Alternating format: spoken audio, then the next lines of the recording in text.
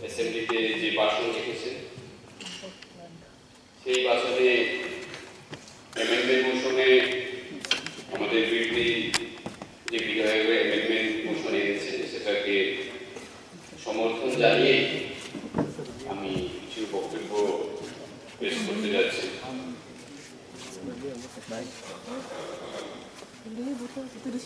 এখানে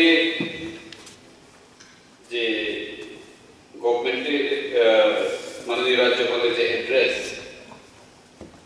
আমি ভেবেছিলাম যে রাজ্যপালের ওইখানে যে টাউন কমিটি বিল, এডিসি থেকে পুলিশ বিল, কাস্টমারি ল, এই বিলগুলি একটু উল্লেখ থাকবে, কিন্তু দুঃখের বিষয় ওইগুলি কোনোটাই এখানে উল্লেখ করা নেই।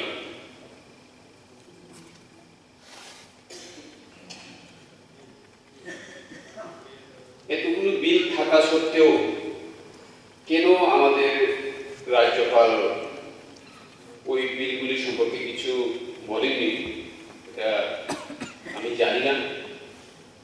তার সঙ্গে আমি এক্সপেক্ট করেছিলাম যে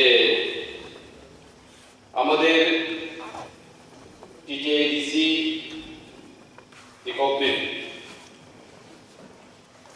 ওরা গ্রেটার ত্রিপুরাল্যান্ড অথবা সেপারেট স্টেটের জন্য যে রেজলিউশন পাস করে মহামান্য রাজ্যপালের কাছে এবং ট্রাইবাল ওয়েলফেয়ার ডিপার্টমেন্টে পাঠানো হয়েছে, সেই বিষয়ে কোনো উল্লেখ নেই।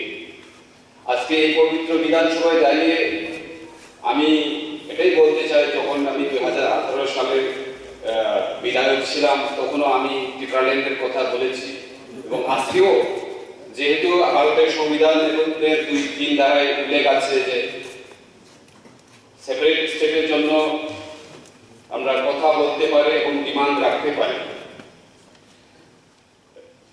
আমাদের ত্রিপুরা রাজ্যে বিজেপি এবং আইডিএফটি জোট সরকার এখনো চলছে। এখনো আমাদের একজন মাননীয় বিধায়ক তথা মন্ত্রী আমাদের শুক্লাচরণ মহাদিয়া আইডিএফটি যারা সেপারেট স্টেটের জন্য ডিমান্ড করছে, আমরাও ত্রিপুরামতা হয়ে আজকে এই পবিত্র বিধানসভায় ত্রিপুরাল্যান্ড এবং গ্রেটার ত্রিপুরাল্যান্ডের জন্য এই মহামান্য রাজ্যপালের যে ভাষণে বইয়ে ইনক্লুড করার জন্য দাবি জানাচ্ছি। এবং এই গ্রেটার ত্রিপুরাল্যান্ডের বিষয়টা আগামী বিধানসভাগুলিতে আমরা যদি প্রাইভেট মেম্বার্স রেজলিউশনে চান্স পাই তাহলে অবশ্যই এই বিষয়টা আনবো। এবং লাস্ট বিধানসভাতে আমাদের মাননীয় সদস্য একজন এনেছিলেন প্রাইভেট মেম্বার্স রেজলিউশনের গ্রেটার ত্রিপুরাল্যান্ডের ব্যাপারটা, কিন্তু তখনও আমাদেরকে চান্স দেওয়া হয়নি। খুবই দুঃখের ব্যাপার, এখানে ইকুয়ালিটি মেনটেন করা হচ্ছে না। সুশাসনের কথা বলছে, কিন্তু সুশাসনের মধ্যেও অনেকগুলি বিষয়ে আমরা আমাদের নজরে আসছে। আমি একটা উদাহরণ দিতে যাব। গত 1 সপ্তাহ আগে আমাদের বিধানসভা শুরু হওয়ার আগে একজন পুলিশ অফিসার শ্যামশঙ্কর রিয়াং, উনাকে নন্দননগরে একজন রিক্সা ড্রাইভার এমনভাবে করেছে, এমনভাবে ওনাকে পিটিয়েছে লাঠি দিয়ে। উনি এফআইআর করেছে, উনার পুষ্ট হচ্ছে যাত্রাপুর পুলিশ স্টেশন। উনি ছুটিতে এসেছেন ক্রিসমাসের জন্য, উনি ইন্সপেক্টর। আজ পর্যন্ত ওই দোষীদের কোনো পদক্ষেপ এবং ওই দোষীদের আজ পর্যন্ত অ্যারেস্ট করা অথবা ডিটেইন করার কিছুই পদক্ষেপ নেওয়া হচ্ছে না। এটাই কি সুশাসন? এটাই কি ত্রিপুরা রাজ্যের সুশাসন? আমি মাননীয় মুখ্যমন্ত্রীকে অবগত করতে চাই এই বিষয়ে যে আপনি এই বিষয়টা সিরিয়াসলি নিন।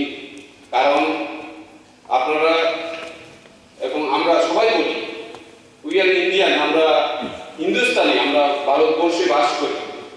এই গণতন্ত্র দেশের মধ্যে সবার অধিকার আছে যার যার ধর্মীয় পালন করার এটা হবে, থাকবে, কিন্তু এইভাবে একজনকে পুলিশ অফিসারকে যদি একজন পুলিশ অফিসারের যদি ওইভাবে লাঞ্ছনা হয়, তাহলে আমাদের সাধারণ জনগণ কোথায় থাকবে? ওইটাই আমাদের খুবই কষ্ট লাগে। ওইসব বিষয়ে যদি আমরা আলাপ আলোচনা করি, সুশাসনের নামে অনেক কিছু হচ্ছে। আমরা দেখি এসডিএম এর মাধ্যমে বিভিন্ন জায়গায় অ্যাডমিনিস্ট্রেটিভ ক্যাম্প করে এসটি সিটিজেনশিপ অথবা পিআরটিসি বন্টন করা হচ্ছে। হ্যাঁ, খুব ভালো, কিন্তু আমরা চাই সুশাসনকে আরো সামনে এগিয়ে নিয়ে জনগণের ঘরে যদি আমরা নিয়ে যেতে পারি, তাহলে আরো ভালো হবে। আমি মাননীয় মুখ্যমন্ত্রীকে চিঠিও দিয়েছিলাম, সুশাসন এবং সবকা সাথ সবকা বিকাশ এই মন্ত্রকে নিয়ে আসুন না, আরো আমাদের এই সুশাসনকে আরো সামনে এগিয়ে নিয়ে।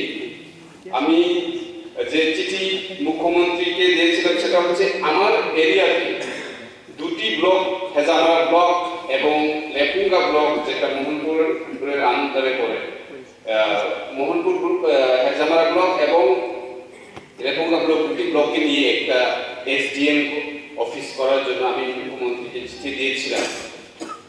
এমনকি আমি মাননীয় রাজ্যপালের সাথেও দেখা করেছি ওই বিষয়ে, এবং আমাদের এগ্রিকালচার মিনিস্টারকেও বলেছি ওই বিষয়ে।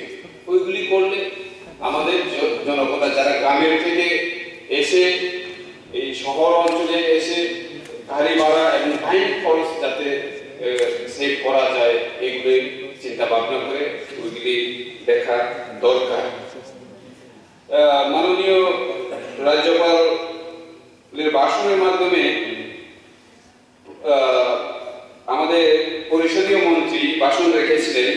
ওই সময় উনি বলেছিলেন, ত্রিপ্রাসা পিপল, আমরা যারা গ্রামে বাস করি, যারা ত্রিপ্রাসা আছে, PMAY ঘরের ঘর 1,51,404টা ঘর বন্টন করা হয়েছে। খুব ভালো, যাদের ঘর নেই তাদের ঘর পাওয়া উচিত। কিন্তু দেখা যাচ্ছে, যেটা প্র্যাকটিক্যাল আমি বলছি এই হাউসে, আমাদের গ্রাম অঞ্চলে যে গ্রামে এখনো গাড়ি যায়নি, ওই দিনও আমি মডেল ব্রিজের ব্যাপারে যখন কথা বলছিলাম তখন এই কথাই এসেছিল যে গ্রামে এখনো গাড়ি যায়নি, ওই গ্রামে একটা এক বস্তা সিমেন্ট এবং আমাদের রড যদি নিয়ে যেতে হয়, তাহলে আমাদের মিউনিসিপ্যালিটি এরিয়া থেকে আমাদের গ্রাম অঞ্চলের যে ভারী ঘর তৈরি করার জন্য, কনস্ট্রাকশন করার জন্য যে খরচটা হয়, সেটা বেশি লাগে। স্যার এটাই লাস্ট মনে হয়। আমি এর আগেও আরডি মিনিস্টার যখন ছিলেন আমাদের জিষ্ণু দেববর্মা, তখন আমি বলেছিলাম যে কোনো কাজ প্ল্যান ওয়াইজ করলে সুন্দর হবে।